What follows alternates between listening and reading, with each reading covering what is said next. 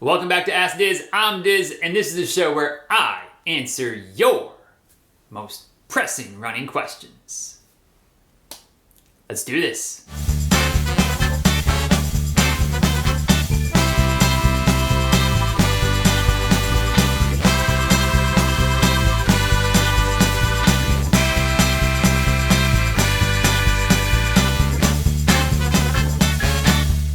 Today's question is a fun question, comes from Nancy, and Nancy asks, what is the most fun experience you have had in running a race?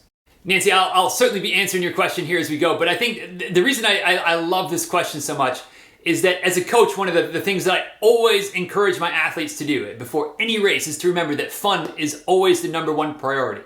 I think sometimes runners, and I absolutely include myself in this category, can get too locked in on the results and hitting our goals and hitting our splits and running our paces and setting new PRs.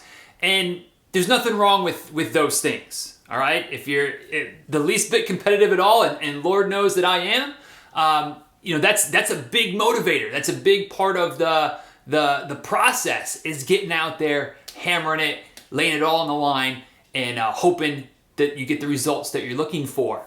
But within that, it's important to still make sure you're having fun, because I know that certainly myself and probably you as well, you don't get paid, you don't make your living based on how well you do on race day, right? We'd love to, but that adds a whole nother layer of pressure, a whole nother dynamic on top of things. And sometimes it's nice to just be able to go out and run and push yourself, win, lose, or draw. You know, you have a good time out on the course, leave it all out there, and the chips fall where they may. And because of that, that's why I believe so strongly in just making sure that we're finding little ways to have fun. So Nancy, to your question, I'm gonna color outside the lines a little bit. I'm not gonna go with just my one most fun experience, but I'm gonna talk about some different ways that I've really had a good time at races. And one of them, the first one that comes to mind, was from several years ago, but I know the race is still going strong, and that is the Blue Ridge Marathon in Roanoke, Virginia. I ran that race in 2014, and I had no goals going into the race other than to finish and finish in one piece. Because if you think about geography a little bit, if you know that I live in Florida, which I do, spoiler alert, I live in Florida, it's pretty flat here. If you know anything about Roanoke, Virginia, you know it's not very flat there. It's going to be lots of hills, lots of ups, lots of downs. In fact, the Blue Ridge Marathon prides itself in being America's toughest road marathon because of all the climbing, because of all the ups, all the downs. I don't remember what the total mileage, the total elevation is, but it's substantial to say the least, and certainly substantial for somebody who trains in Florida. So I went into the race with no expectations. I was just going to, grind it out. And lo and behold, the race was a lot of fun. Not so much all the climbing. I mean, although, that was certainly part of it. But the community, the support that came out, we ran through this one neighborhood I'll never forget. It was like a cul-de-sac at the top of a bloody mountain. And so you're running up, you're hiking. I'm walking at this point up this just feels like it's straight up and down. Obviously it's not. But I finally get to the top of it, and it's like a cul-de-sac. You turn around and you run back down this mountain the other direction. But at the end of the cul-de-sac, or at the end of the turnaround there in the neighborhood, all of the house, I'm assuming all the houses, maybe not everybody participated, but it was just, they were throwing a party. They had it had like an island, a little, planter, something like that in the middle of the turnaround, or at the end of the cul-de-sac. So, you couldn't just cut through it, but they'd set up in that little grassy knoll area a grill, and they had a keg, and they had champagne, and they had food, and they had music, and they had candy, and they were giving out shots. They were living it up, and they were letting us live it up as well. So you're running through. They're like, hey, do you want a mimosa? Hey, do you want some beer? You want a little bit of Fireball? Like, what do you want? What do you want? You want a hot dog? You're like, what do you want? And it was just like, yeah, I want a little something right here. I can't remember what I had. I think I just had some beer, but that kind of environment. There was also a lady, and apparently she's a regular, that hands out mimosas on the course. She's kind of in the earlier stage of the course, coming down one of the mountains. She's there. She's got her mimosas ready. She's handing them to runners as they run by. I definitely partook in one of those. Blue Ridge also had, they had people that set up sprinklers because it was kind of warm the time that I ran it. So they set their sprinklers up by the road, so you could go run through the sprinkler if you wanted a little cool down. We had kids handing out gummy bears and gummy worms and candy the whole way through. I mean, it was just so much fun. So much fun just interacting with the people that weren't running, they were just supporting the runners. So, interacting with the crowds is something that's definitely fun. Interacting with the aid stations is another way to have fun. And that brings me to Running with the Bears Marathon out in California. Small little race. I think it's like 500 people. It's a half and it's a full, and I think maybe it's a 10K as well.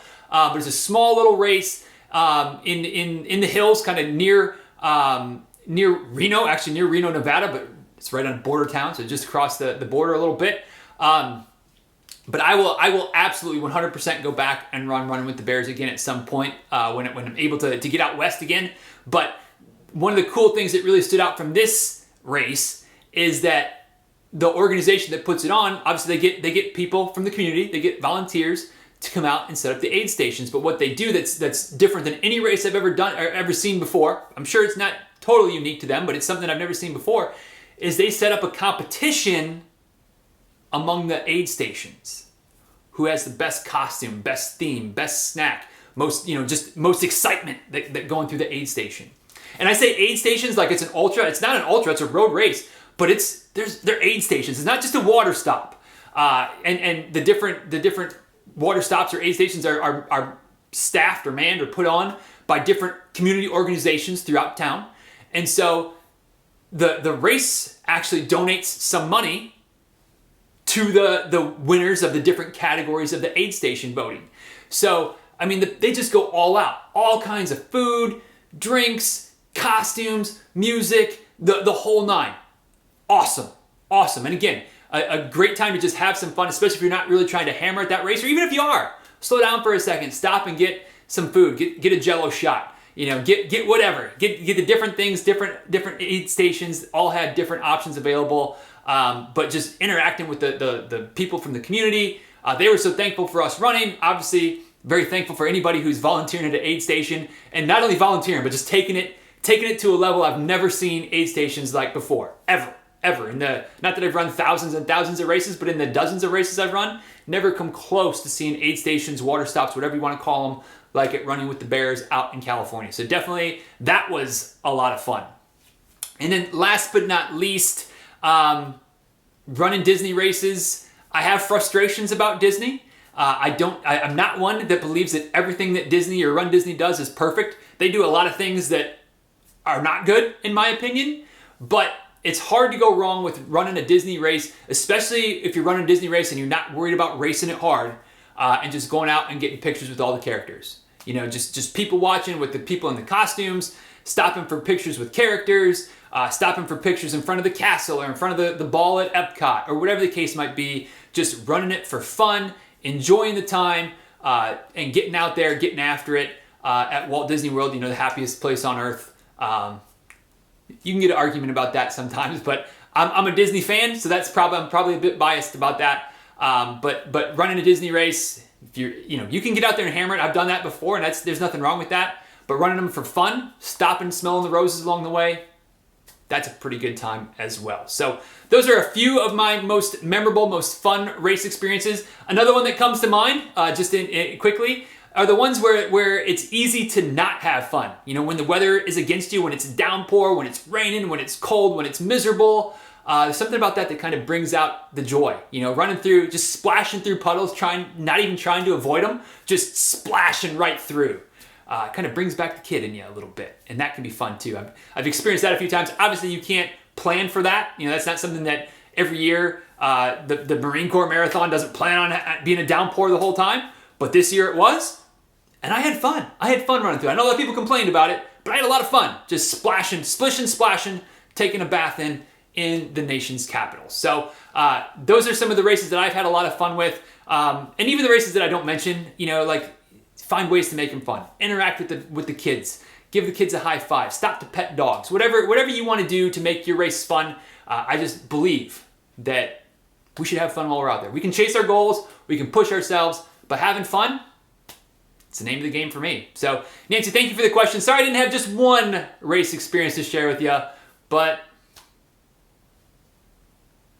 whatever. It is what it is. Hope that's okay. And Nancy, if you have other questions along the way, please feel free to send them my way. AskDiz@DizRuns.com. And obviously anybody else, if you have questions that you'd like me to answer at some point down the line, send them to AskDiz@DizRuns.com, and we will be sure to answer them in a future episode of the show. So with that, thank you all for watching. Hope you have a good rest of your day. Talk soon. See ya.